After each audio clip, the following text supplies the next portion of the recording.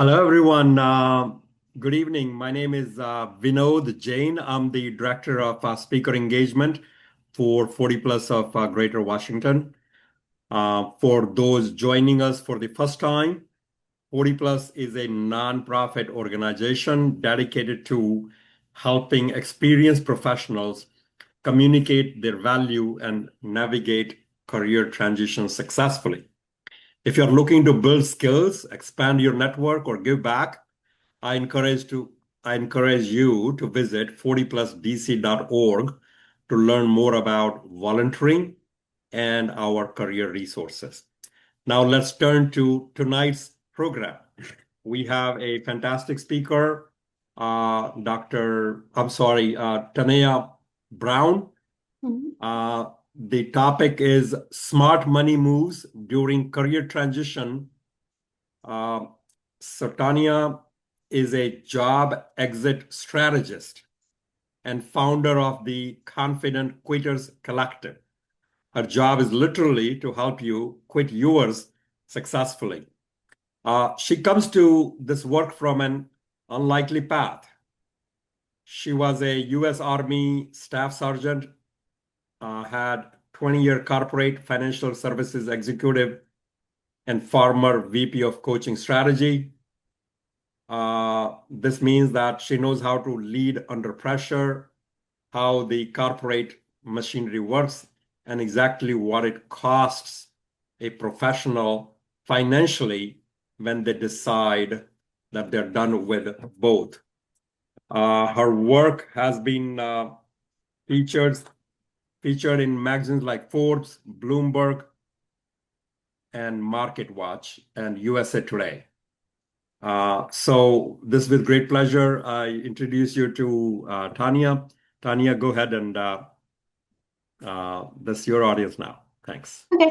Well, hello, everyone. Thank you for having me tonight. As the title says, Smart Money Moves During Career Transitions. So, before I get started, would you mind putting in chat, well, what type of career transition? Are you thinking about a sabbatical? Are you thinking about going solo and starting a business? Are you thinking about just maybe moving from this job to another job, maybe something that pays less?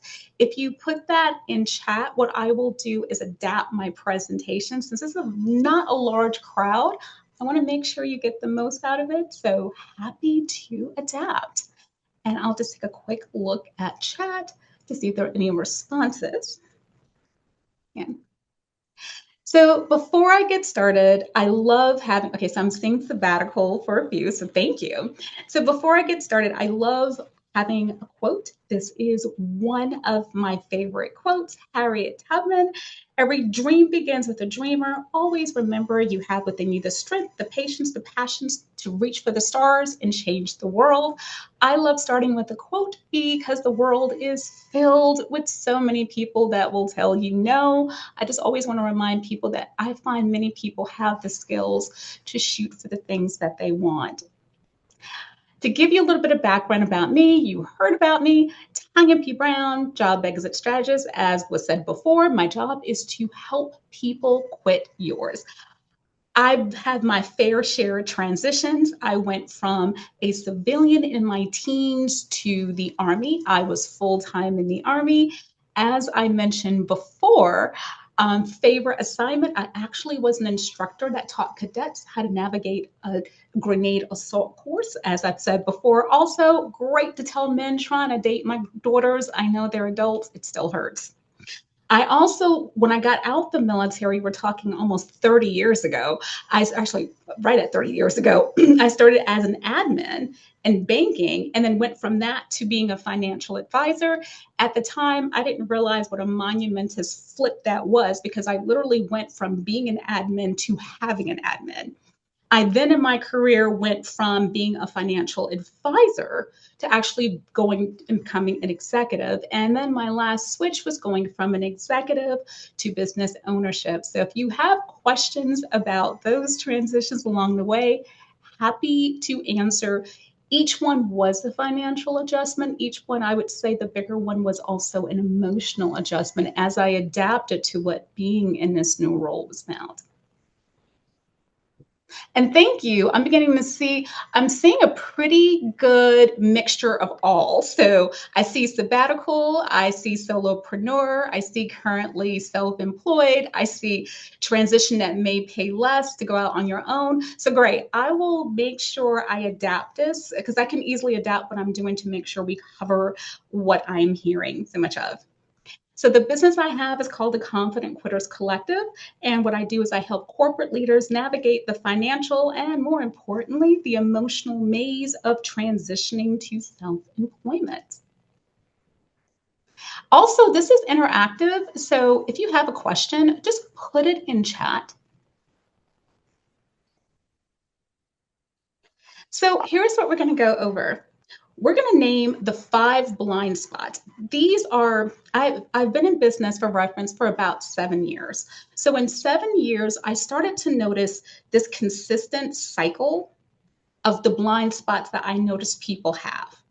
I want you to be, and these blind spots cost people their dreams because it's things most people don't think about when they leave corporate to either go solo or take a sabbatical.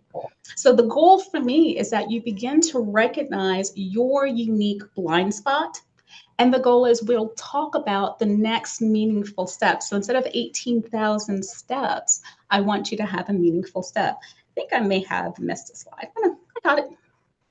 So I want to go for a few things. I don't have it up here, but my disclaimer, I am a certified financial planner, but not yours. So take everything I say as general education because your individual situation, your tax situation, your financial situation can tweak a decision that may be great for one person and slightly questionable for another. Additionally, once again, to just go on repeat, the goal is to take a step back, see yourself in this, and then from there, diagnose it because I truly believe knowing the blind spots are the first step to making meaningful progress. One of the things I want to tell people is that if you are struggling to figure out the financials, when I meet people, the first thing I hear is, what is wrong with me? I have been doing my numbers. I have an accounting degree. I have a CPA. I will get that all the time. Why can't I figure this out? And I tell people, you are not crazy. It is not you. It is you are navigating a system, a traditional financial planning that's built for a few things. It's built for people with stable income. It's built for people who don't have a lot of risk to that income. And additionally, it is built for people whose main goal is to grow money. Well, when you are thinking about taking a sabbatical, when you're thinking about becoming self-employed or taking a dip in income, you're actually none of those things. You're kind of in a little bit of the gray area of financial planning because you're not going to have consistent income. There's a huge risk, especially if you're self-employed. And additionally, in the short term, the goal is stability. Number one, making sure you preserve your capital, your savings. Growth is a little bit second in the beginning because you need to make sure you can pay your bills. And I oftentimes say, as in this picture, when you try to do a financial plan for something non-traditional without that adaptation, when you are in those gray areas, it's kind of like this picture of you're using a map for an amusement park to navigate the Amazon jungle of your uncertainty in your situation. Yeah, it's a map, but probably not the right one for your situation. And again, I'll stop here if there's any questions, and I don't see anything in chat, I'll continue. And here is the gap. So after doing this for 7 years, I have had a multitude of conversations with people who have especially quit and gone solo. And what I find is there is the influencers version, which is if today is June 22nd, by July 22nd, you've hit $1 million and you're great. And then there is the reality of 7 years of doing this, the consistent pattern I've noticed for the average person that is going solo. And this is the pattern. The first 3 months someone quits, everybody thinks they're going to hit the ground running. And I tell people, unless hitting the ground running is Ben and Jerry's and Netflix, that's about as much running as you're doing. I do not think people understand the weight you carry when you're living in two worlds.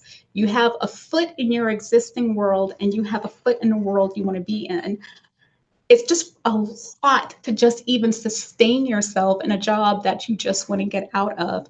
Plus, if you have a business on the side, that is a lot. So I find people oftentimes are detoxing, which means, as a side note, this needs to be built into your runway. Then we hit the second season.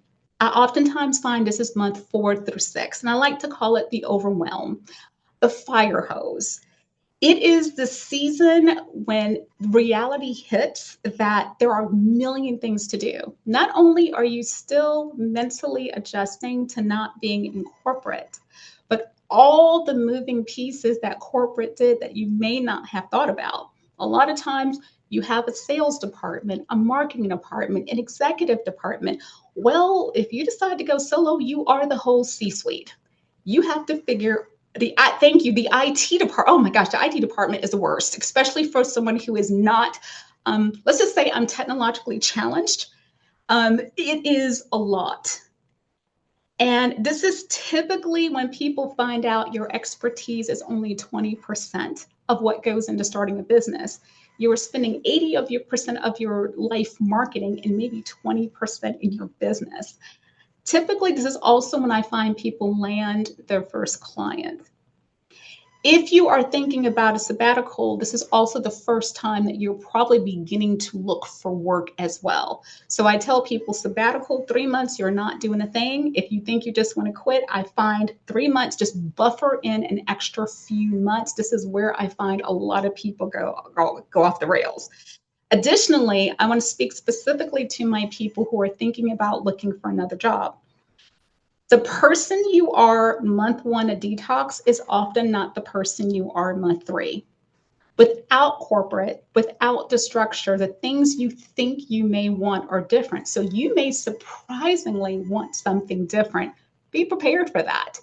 Be prepared that as you adjust this new space and you don't have a corporate structure, you may find you want something different, and just give yourself a little wiggle room. But that difference may be a longer period of time to find a job, maybe wanting to go into a different career field. Then we hit the third season, 7 through 9 months. I find this is what I call the panic season. All of a sudden you realize liking to help people is not a business model. You suddenly realize if you build it, they may not come.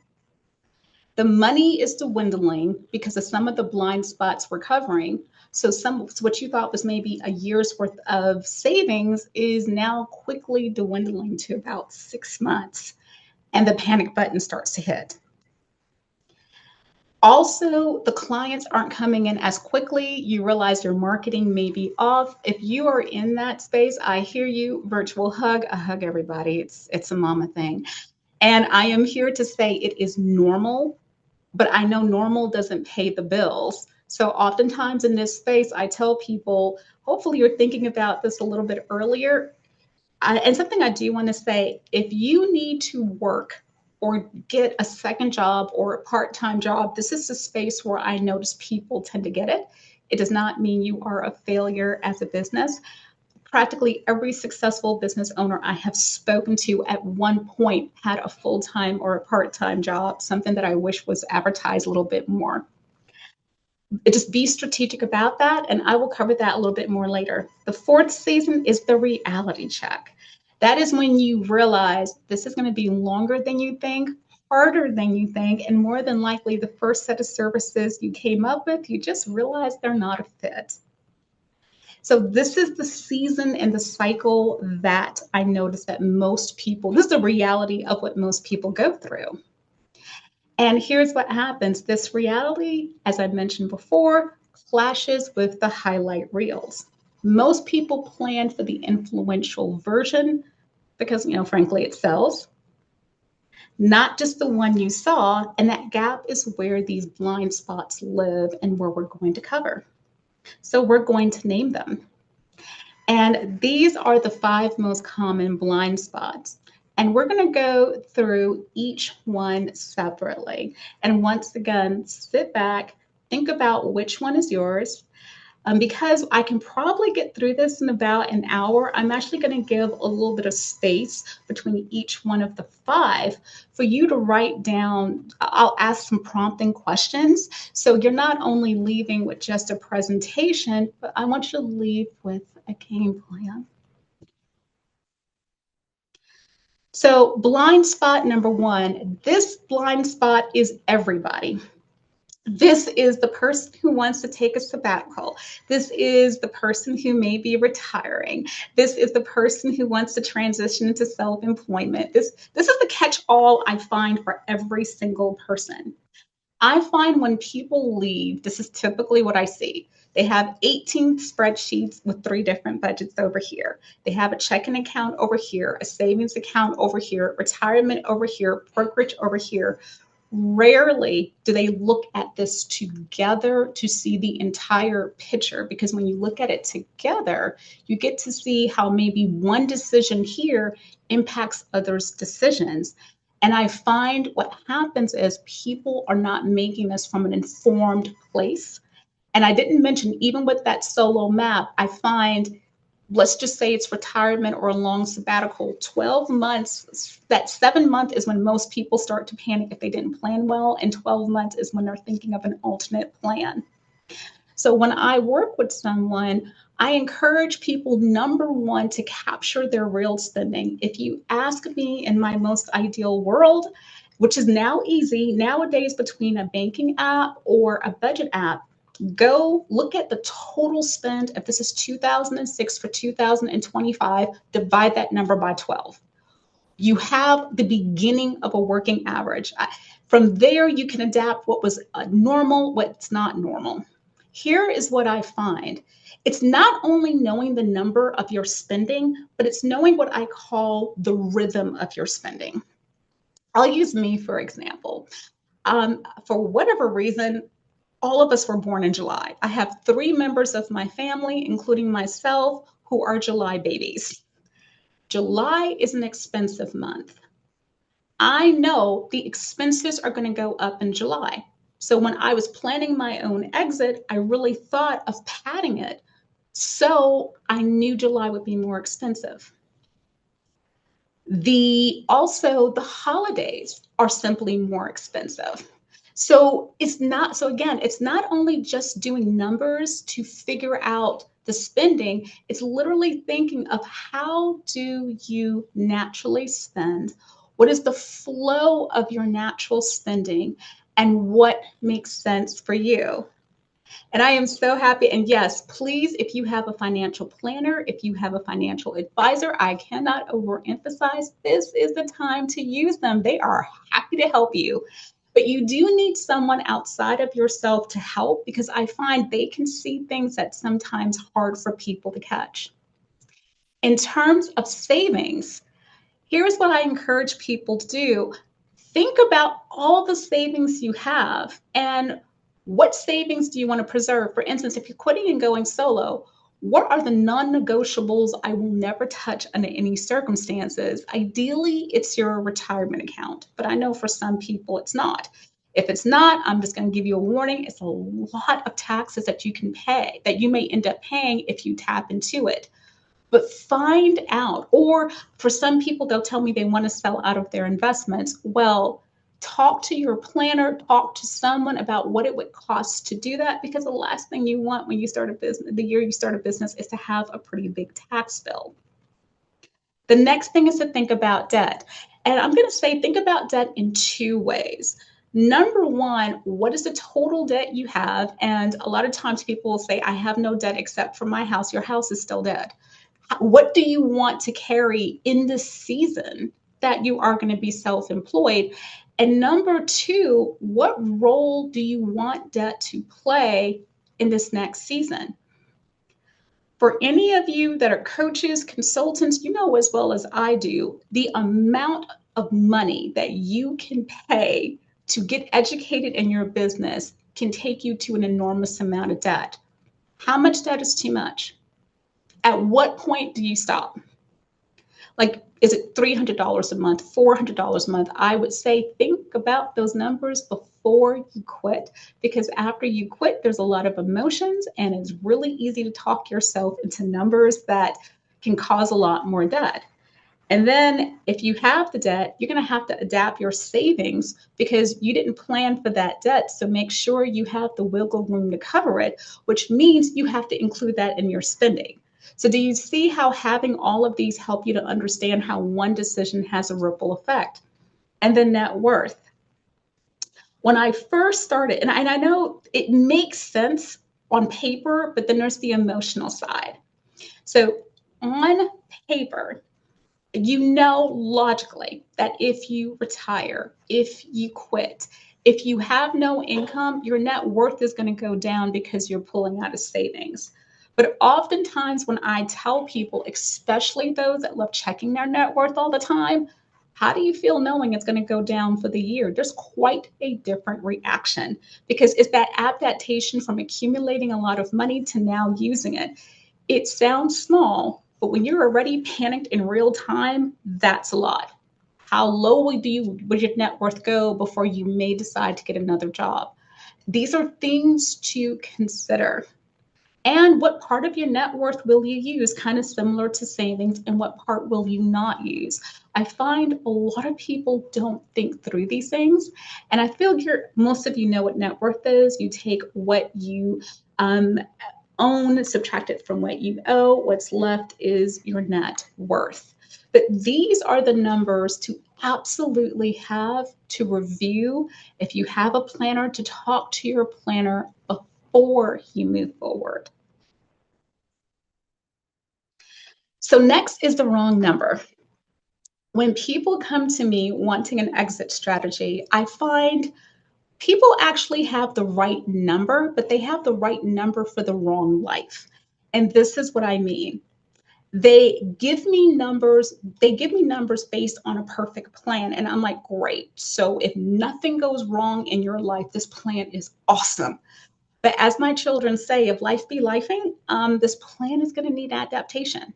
So the first thing I notice when people quit or leave, they have what I call a deprivation budget. That is, they think of the lowest amount of money they need and they plan accordingly. And I tell people deprivation does not work in diets and deprivation does not work in budgets. When you leave, essentially you have enough emotional stuff going on. And especially if you're starting a business, it can take up to 2 years.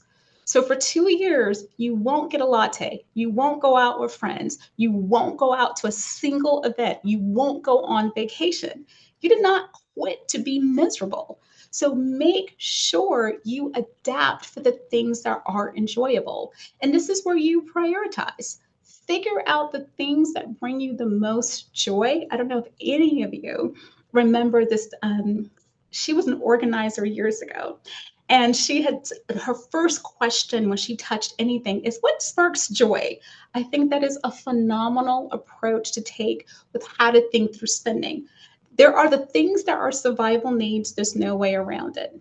But if going to the movies once a month is how you're going to keep your sanity in check, as you get rejected after rejection, as you're building a business, then that needs to be included because that is essential to your emotional well-being, because the goal is you're still in there. So again, not just deprivation, but those few things for you that spark joy. And it doesn't matter what other people say. If it makes you happy, then you adapt it. Yes, someone mentioned self-care is essential. Someone had once mentioned self-care is giving the best of yourself instead of what's left of yourself.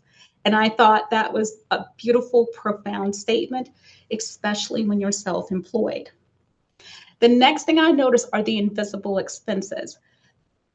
Your budget, your spending happens outside of autopay. So I found people are magnificent with giving me their autopay numbers, but they're not so great at how much they spend on during the holidays, how much they spend on vacation, their annual subscriptions, the quarterly things they spend money on. So it's looking for all these invisible areas that are outside of the typical month that people spend money on. Again, nowadays, between budgeting apps and between even banking apps that have really sophisticated budgeting in them, you can figure out this number. Because if you do not, you will think your money will last 8 months and your money will only last a few months. Yes, subscriptions are insanely sneaky. So I tell people, please watch the subscriptions and choose, but again, we're choosing joy. If Netflix is your joy, you keep Netflix in there. So it's thinking about those things that you can, that the things that bring you joy, the things that you can live without for a few years, is prioritizing so your money can be working and available to keep you going as you do whatever your next is. And as my children say, the final one is life be lifing. Your mortgage nor the car repairman takes vibe checks as payments. So just because you're in a great vibe, you quit your job, it doesn't care. Cars are going to need to be repaired. Medical expenses are going to come.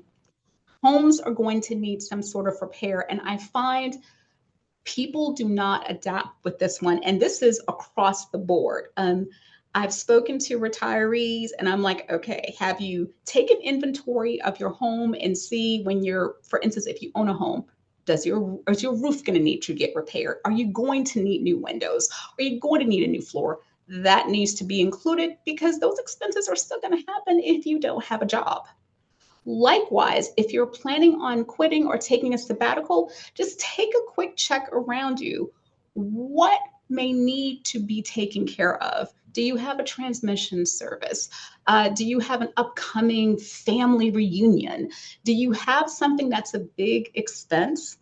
So, one of the things I encourage my clients to do when I work with them, hypothetically, let's just say I have a client that wants to quit in December. I have them think, okay, December 2006 to December 2027, let's walk through what life is going to look like. If they have a 20-year anniversary, I'm like, we're planning for that.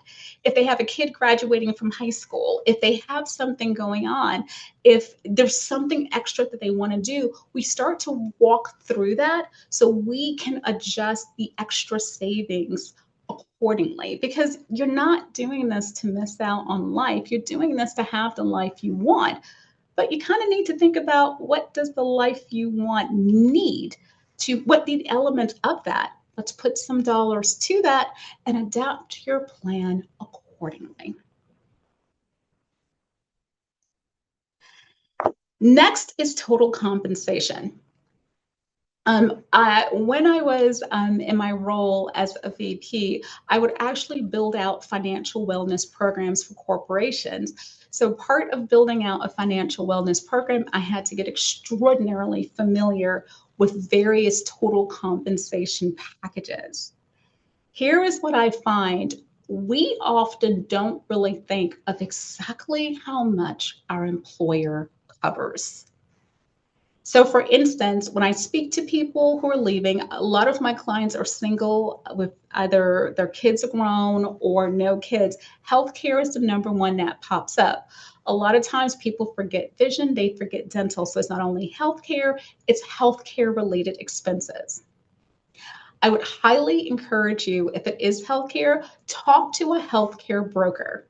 Because the first thing I notice that people will do is go on the Affordable Care Act websites and then look for healthcare. There are 1,000 different options that aren't exactly part of the Affordable Health Care Act. So I would say look at everything that's available. You can look at Cobra if you want to think of a worst case scenario. As you all know, it's extremely expensive, but at least you have a cost. At least you have something. But go to a healthcare broker, see what they have, because there are so many varieties. But do not forget dental, do not forget vision. The invisible coverage. When I speak to a lot of people, I find their employer is subsidizing their internet, their cell phone. Also, remember, when you get sick and go on vacation and you're employed, you get paid. When you get sick and need to go on vacation and you're self-employed, you are on your own. And I think a lot of people don't really think about that. Or if you were like me and traveled a lot, I didn't think how all those airline miles were subsidizing my family vacations, and now I have to pay out of pocket. A lot of times they may have been subsidizing certifications. I'm a certified financial planner. My company was covering my costs. When I was no longer employed, I had to pay those costs. I had to incorporate that cost into my overall spending plan. So it's just working with someone or doing a quick inventory and just thinking of all these little ways that we may not be thinking of that our employer is subsidizing. Also, for those of you looking to transition to another employer, this is a great exercise for you. So, back in the day, I used to help people with career transitions to another job. And what I would have them do is quantify their benefits. So they're making an apples to apples comparison as they're looking at employers. Because what I would see people do is leave an employer to make a lot more money for another employer, but they were getting so much less coverage, it really was almost a wash. So, again, particularly for those of you thinking about transitioning to a career, do an inventory of your benefits, see what you have, put a number to it, apples to apples comparison. Nowadays, people have no filters. So websites like Glassdoor, people will spill everything. If you know of someone that works at that company that you're thinking about going to, go ask them about their benefits. Honestly, get their honest assessment of the company, period, while you're at it, in company culture. So that way you have an understanding of benefits. And then we get to 3, the strategic payout exit window. One of my specialties when I was in corporate was executive compensation. Think the architects and times, or the person who understood the bonuses, the stock options, all those extra beautiful golden handcuffs they use to keep you connected to your job. Those beautiful things that I just mentioned, the different stock options, the different bonuses that are out there, they are tied to specific dates. They have different rules. The rules do change. There's the overall IRS rules, but then there's rules specific to your company. Please look at those rules, because if you leave outside of the rules, you could be leaving a lot of money on the table. So oftentimes with my clients, I will review their stock options, their entire package, and I will outline for them, okay, if you leave by November, this is what you get and this is what you're leaving on a table. If you wait 3 months to whatever cycles, I find the typical cycles for bonuses seem to be fall and spring. This is what you get. If your stock option vests, this is what you get. By the way, you have these taxes, consider it. So there are a lot of moving parts. So I encourage you to figure out the most strategic timing for leaving. No matter when you leave, there's going to be money left on the table. The key is to be informed about it. So you're leaving where at least you're capturing some of the money. Additionally, when I talk about strategic timing, this is what I wish more people would do. Get every doctor's appointment, dentist appointment, get everything done. If you so much as say out, go to the doctor's office. And I just want to give you a cautionary tale about that. This came from what happened to a woman that I knew. She quit her job and she gave them quite a bit of notice. She then went to all of her appointments, found out she had to have a special procedure. And when you're working with specialists, it can take months. And the timing of her getting that surgery would have been after she quit. Lucky for her, the company really loved her. They extended her resignation date so she can get the surgery, take the 6 weeks she needed to recover, and then they allowed her to quit. Had that not been the case, she would have quit without the health care she needed to continue, or she would have had to pay really high amount for Cobra. So every doctor's, dentist, podiatrist, again, if you don't remember anything I say, if you say ouch and you are thinking of quitting, go to the doctor's office. Also, as a side note, with your healthcare, know the termination date. From someone who's worked with a lot of companies, do not ask a peer. especially if the company has gone through quite a few different mergers and acquisitions. I have found I can talk to people who work side by side, and because of those mergers and acquisitions, they literally have two different healthcare plans, two different plan summaries, but two different dates of termination for their benefits. So just you can ask. It is in your summary plan description, that ridiculously long document that explains everything, but make sure you confirm the last day you are eligible for your benefits. I have seen it every kind of way, so I no longer make assumptions. For most people, it's the end of that month, but I have seen where it's the actual date you've left. Again, just confirm it. Unfortunately, yes, it is a problem unique to Americans. Yes. The next one is the overhead myth. So, a lot of times I'll hear people say, for my people looking to go into a business, hey, this is free. I'm not going to have a lot of I'm not going to spend a lot of money. Um, I am here to tell you that I don't care what business you have, you are going to be spending money. You're going to spend money getting your business structure set up.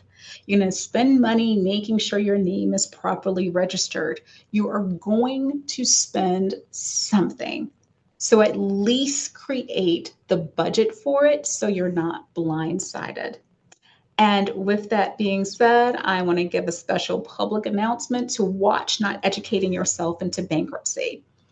For those of you that may be thinking about going into business, coaches and consultants, all of you know how easily and how much money you can spend on nonstop education. I am not saying not to get education. I do think that's valuable, but left unchecked without a budget, I have seen people quickly get to 55, if not $60,000, because these can get really expensive.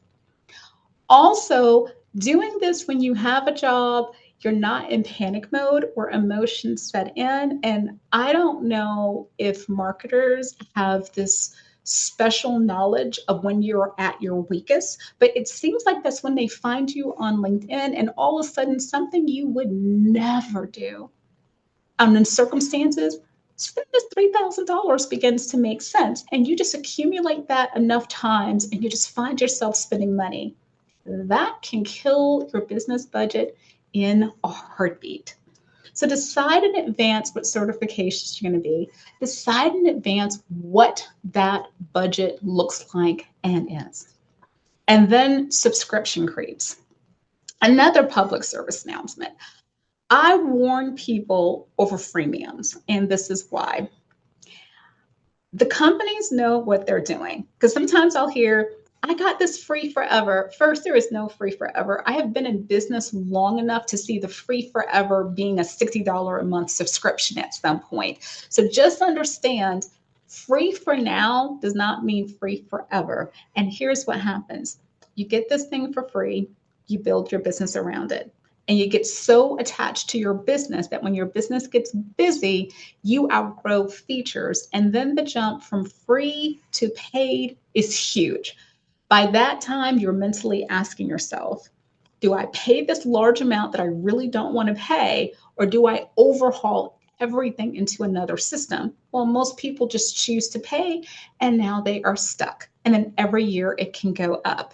So if you're looking at subscriptions, my warning to you is think very carefully about the subscription. And yes, check it and check it periodically. Particularly for those of us that are in business, we know how easily this can creep up. Think about the use need. Think about, is this really needed from my marketing? And please check out other things because they come up. If you are going to use something for free, please make sure you check what is the full price service. Also, make sure you check for how quickly you can outgrow it. Some, I don't know, there's some things that allow you to have, I don't know, if there are, for instance, the email subscribers, a certain amount of people on there before they start chart, like, I don't know, 50 subscribers, 1,000 subscribers. Make sure you understand the point that you will outgrow it. As someone who has personally made this mistake and got stuck because I was too lazy and technologically challenged, and I ended up accepting the more expensive stuff, if I could have gone back, I would have first checked to see how quickly can I outgrow the system before just plunging myself into this free system that later on did not work. Particularly a shout out for business owners, consider that. Also, for those of you who are thinking about a sabbatical, I want to adapt this to, if you are thinking about a sabbatical, where are you going to travel to? What are you going to do? What are the things you're going to engage in? Because instead of the overhead myth, it's that I'm not really going to spend any money. So if you are planning those things, create the travel budget.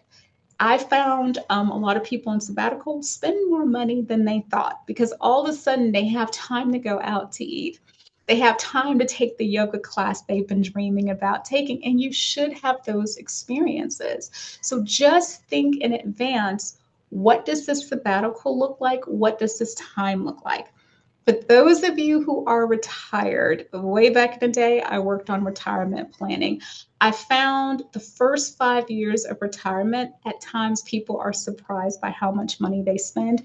You have time, you have energy, there's all of a sudden stuff you want to do. So I actually find the spending goes up because you just have this free space.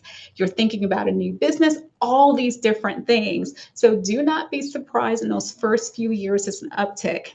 And then all the new stuff gets boring, and I find the next 5 years tend to level off. And then I find for some, the next 5 years, people have slowed down a little. The things you want to do have slowed down a little. So I find that's when the spending taper off. So I'm hoping I kind of got all the different people that we have in here and just adapting this to those groups.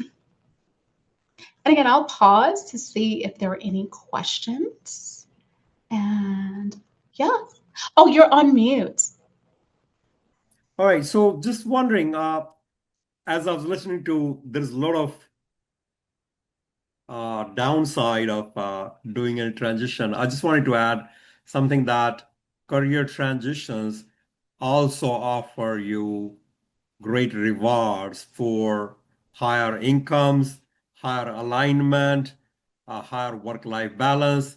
So while all of these financial considerations are important and you should look at it, but don't think that that's the end of it. There is a positive side that if you nail a great job, you could be making a lot more higher income, or you could be very happier, less stress, so on and so on. I just wanted to add that. I like that. And just to be clear, these are the blind spots. So I'm specifically going after what gets in people's way of making the career transition the best season of their life.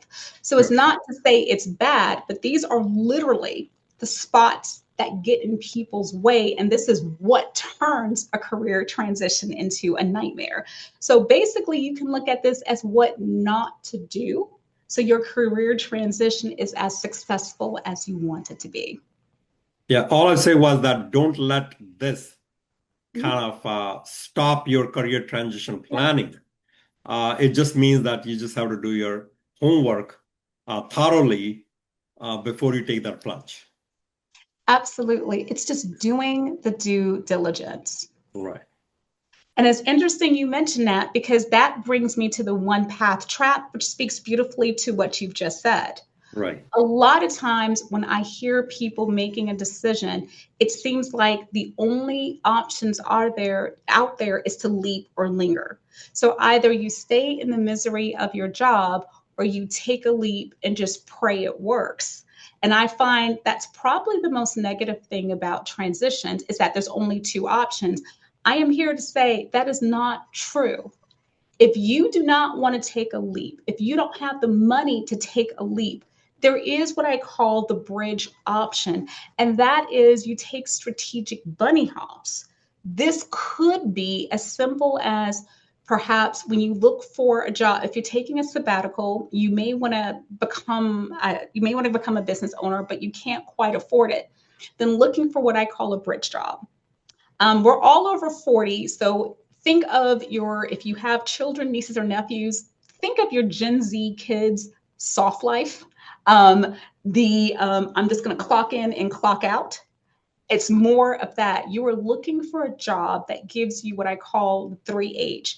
That is, it gives you the first H for the hours to you have time to think about your next and plan for your next. The next part is the headspace. I tell people you do not want to do something that takes up more than 40% of your headspace. You are not looking for a second career here.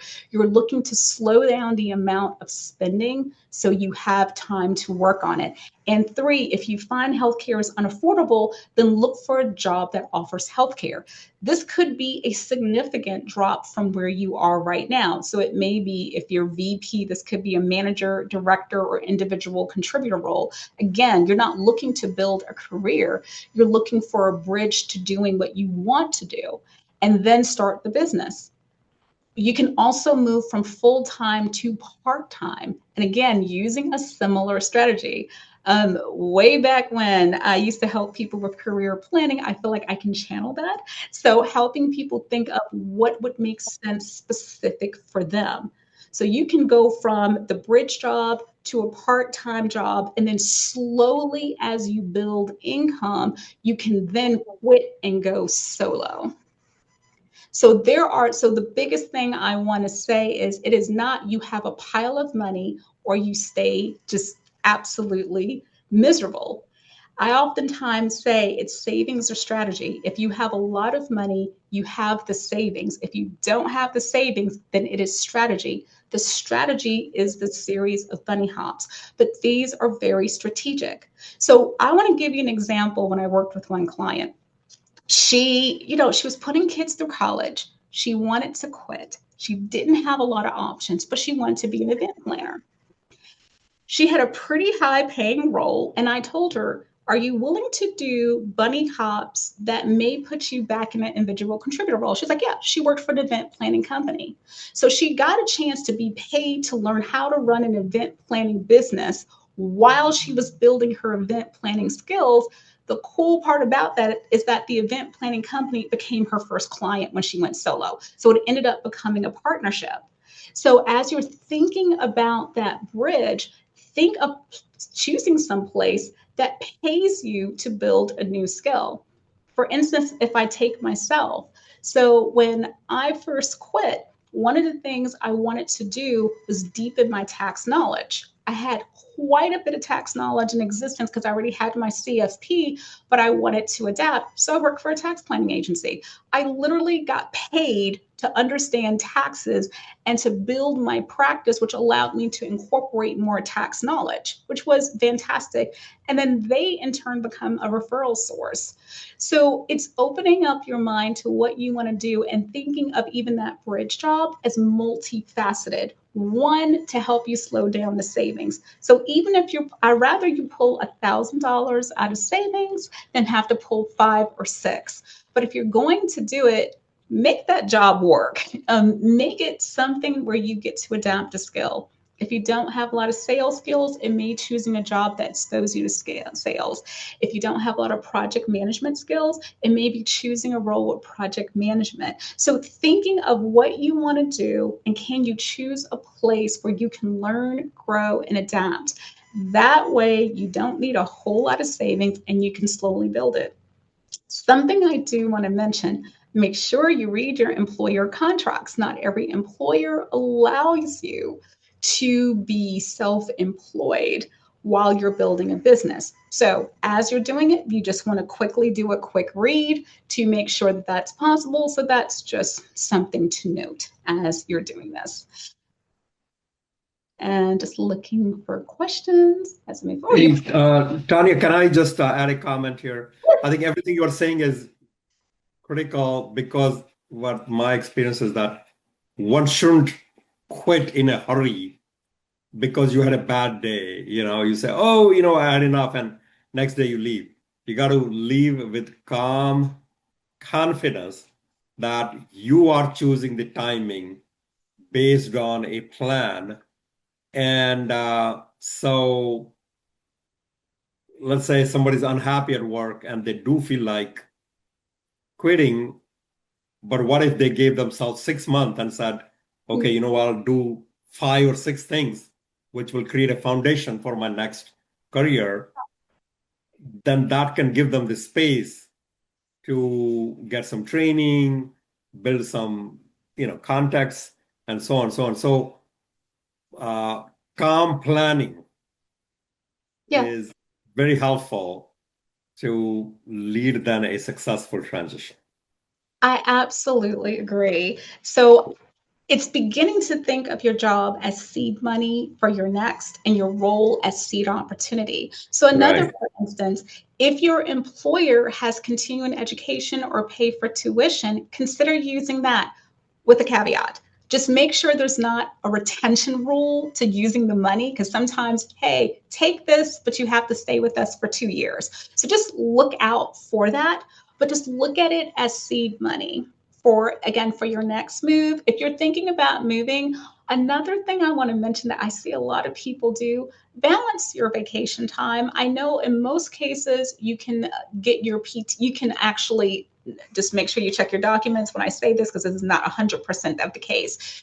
You can typically cash out your PTO if your organization allows, read your plan document. So I know a lot of people want to save their PTO. It's not worth it if you're sacrificing your mental health. So maybe take a few days here or there. Please go take your sick leave. Please, like it is, I will find people are near death when they're talking to me and are going back to work. Take your sick leave because that you typically do not get back. So take the time off that you need, take the sick leave that you need. Again, make your job your seed money. Additionally, something that I wish I would have done, I feel like I didn't do a good enough job of this. If I can go back to when I was first thinking of leaving, I would have started attending more networking meetings much earlier. Like I did a good job building my network, but if I could go back, I would have gone to more networking meetings with peers. I would have started to have made more LinkedIn connections. I would have started to have reached out to ask people to make more recommendations on LinkedIn to connect. I would have started the newsletter a lot earlier. So those things help build momentum. If you're able to do that, I do understand for some of you that absolutely may not be possible. But if you can at least go to meetings, start just mentioning that you're thinking about doing this thing or this sabbatical, that really helps speed things up. I can probably do a top 10 of what not to do from my first few years in business. So these blind spots, the goal is not to see the blind spots as a negative, is to see the blind spots as what to avoid. Because without taking a look at your runway, again, a 9 month runway can become 6. So if you're finding, ooh, I really need to think about that, then you know you need to think about the savings you need. And remember what I said, if you don't have enough savings, then we switch to strategy and then we switch to the bridge job. The last thing you want is to end up rating your 401k plan because you did not plan. And we do not want to make decisions from a place of panic. Having been in business for 7 years, I've had the absolute and distinct pleasure of talking to so many people. People who've been in business for those first few years are always my unusual interest because occupational hazard. I want to know what made people, why were some people successful, why some people weren't, and then I kind of reverse engineer that back, and that's how I develop my programs from real conversations. But I've also talked to people that's been in business for 10, 20, 30 years. And what's interesting is I'll ask them the key to success, and everyone eventually comes to the exact same thing. And the person that put it the best was this little cute Southern lady. And she was like, Tania, honey, I just was too stupid to quit. And I thought that was probably the best thing on earth. You are too stubborn to quit. But here's the thing, I am mentioning these financial blind spots so they do not get in the way, so you can stick around long enough for a business to work. At one point, I was also the chair of my small business committee. Before I started in the small business committee, if you would have asked me, hey, what kind of businesses are successful, I'd have given you some answers. You asked me after I was chair, honestly, any business that stays long enough. I have seen businesses I swore would never work and people made it work. If you stick around long enough, you figure it out. Having these blind spots in the back of your mind and having a plan, it turns what could be a major emergency into just an annoying inconvenience.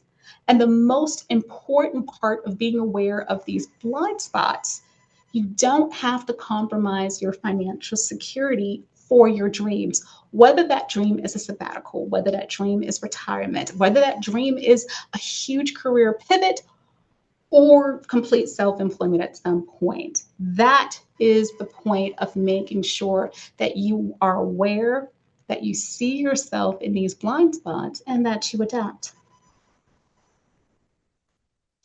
And I'm just curious, can any of you see yourself with any of these blind spots? And if so, if you want to put them in chat, it would be kind of great to see what comes up.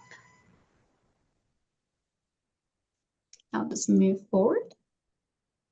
Also, additionally, if you are thinking about self-employment, I have something called a Quit Smart scorecard. So it gives you a score and it's 9 questions, and it kind of goes over some of these blind spots. What are these things that I notice people are missing? And it gauges your unique readiness to quit. I found people in transition often like this as well. And you get your scorecard, and I kind of give it a green, yellow, red, but give you something specific because you can get out of all 3 to be able to move forward. But it's understanding your gap, and more importantly, how to close the gap so your dreams do not fall through it, because that is the point. And with that, I will pause to see if there are any questions. I'll look this up. And this is the fun part, guys. Everyone, our speaker is here. If you have any questions which can help your transition more smoother, uh, please take advantage of this time and raise your hand or just speak up. Yeah. I will say what probably makes me unusual is I've probably done every single one of the transitions. I've done a transition when I've had a sabbatical. I've pivoted into an entirely different career. I attempted to retire 7 years ago, and obviously, because I've had a business for 7 years, we saw how well that worked. I lasted for about 6 months and I went right back to work. So I've had all of the transitions. So even if you have a question that's not necessarily financially related, please, I am happy. Just learn from my mistakes. Tania, we have a couple of people who have raised their hand. Johanna, go ahead. Johanna, you have a raised hand. Ask your question. Hi, so my question is, you mentioned that people might take a lower paying job or take a part-time job.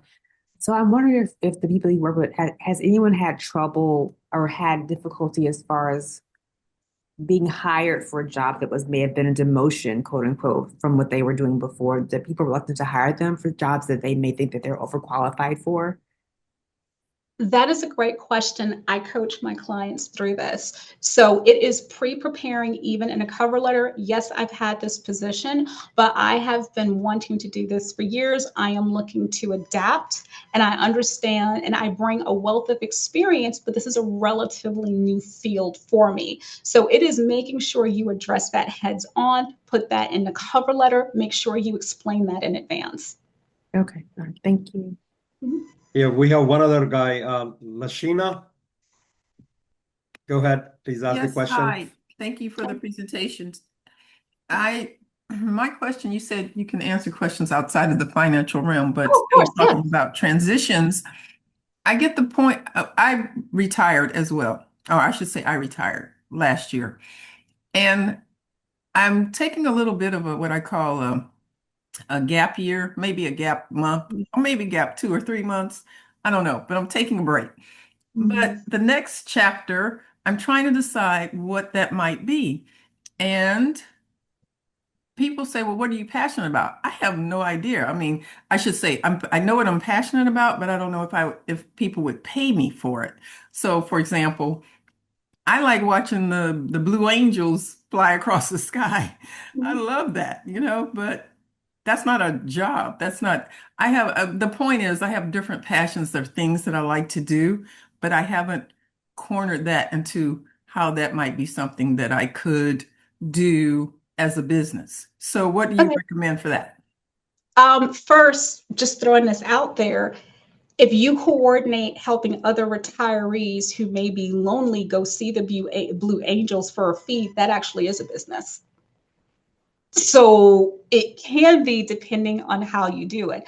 Um, I know what I'm gonna say is controversial, but here's the beauty of being in my 50s. I'm like, whatever. I do not believe in always following your passion. I think sometimes something that you are good at is good enough. So it doesn't have to be this passion. It could even be doing a role you're currently doing and seeing if, and almost universally a role you're doing you can get paid for. So I don't believe for everybody it's following a passion. For some people, they literally just enjoy the strategy, the thinking that goes into the work they do. It may not be their passion. That's entirely okay. I'm so glad to hear you say that because I was kind of getting tired of hearing it, follow your passion. So I am glad that you said that, and I will take that under consideration. Um, because, I give advice all the time, but that doesn't mean I think people are going to pay me for it. Or, I like event planning, but, what is it about event planning that I like? So I thank you for giving me the permission to kind of explore that a little bit. And no, it's not controversial at all because I was thinking it. Yeah. And And also, I don't know your age, but I'm in my mid 50s. I am finding half the women my age are single. Half the women my age, even if they're married, I'm married. I love my husband, but I still want to go out with other women. There are groups out there and women who are paying, and I'm one of them, to help connect with other people, to have events. We want community, and I want community without my kids. That's So so true. That's so true. I yeah, and agree with those that. are, yeah, and those are all fields. Even like traveling in groups. Like I just think we're doing so much in this age group, and I am seeing people create digital nomads or travel adventure businesses from that. So no, you have a ton of options, and the key is just pick one and see where it goes. If it doesn't work, the beauty of it is you know it doesn't work, and just try something else. But Yeah, yep, I agree. I agree. I think I was going to look at trying, temporary work where people might need help for an event, or they may need help at the Blue Angels, or they might need help somewhere else. So anyway, thank you for that. you're hey, welcome. Lashina, this is Vinod. I'm a career coach myself. Call me or send me a message. I'll be happy to help. What you should do is something what I call option analysis. Option analysis is write down on a piece of paper everything you think you can do. And out of that, you might be able to find one or two areas where you can actually get paid for what you enjoy doing or what you can do with fun.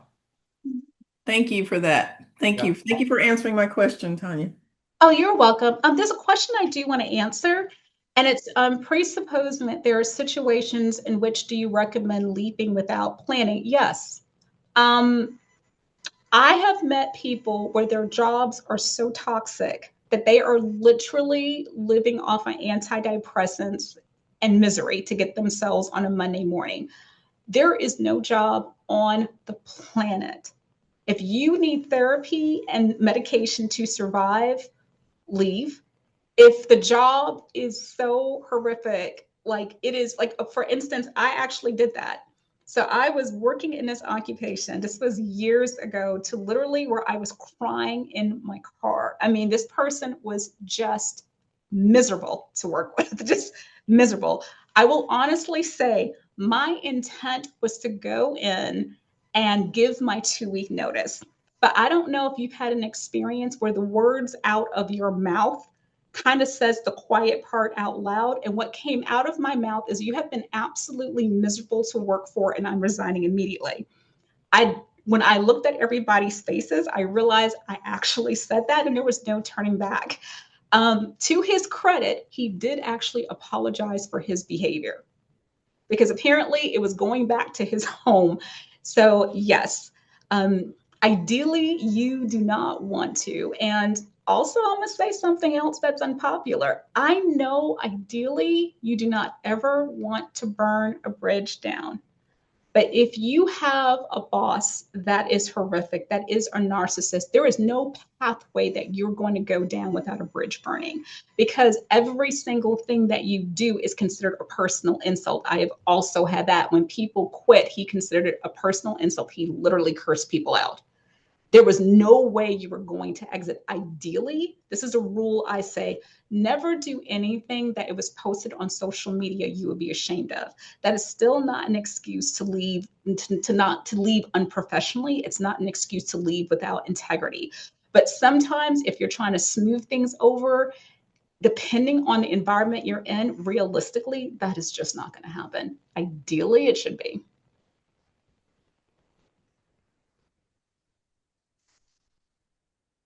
So I think That's looks like all the questions we have, Tania.